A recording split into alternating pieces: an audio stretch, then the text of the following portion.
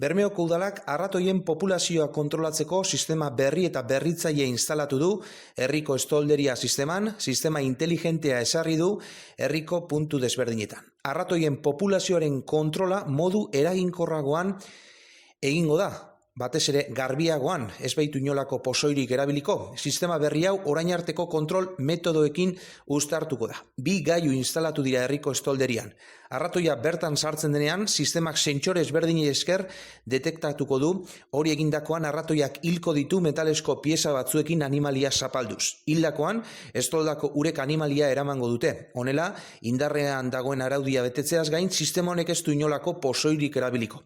Egindako aldaketa honi esker, arratoien populazioa modu eraginkorrean, selektiboan eta jasangarrian kontrolatu ahal izango da. Animalia hildakoan sistemak abisua emango du, ordua eta tokia zehaztuz, ordenagailu bidez informazio guztia etengabe monitorizatu ahal izango da.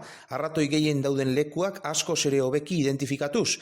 Instalatutako tokiak arratoi gutxi hilko balitu, bertan plagarik ez dagoela ziurtatuko da eta inolako arazorik gabe tokiz aldatu ahal izango da, behar den tokian instalatuz. Bermeoko alkate Aritz Zabaroak esan du araudiak garbi dio arratoien populazioa kontrolatzeko pozoiak alde batera utzi behar direla, pixkanaka, instalatu den sistema berri honi esker, askoz ere modu jasangarrian kontrolatu ahal izango da animalia hauen populazioa Bermeon. Sistema garbia eta askoz ere eraginkorragoa dela esan du alkateak. Herriko 2 puntu desberdinetan instalatu dira eta beharren arabera mugituz joango dira. Ikusi beharko da zer nolako datuak jasotzen diren.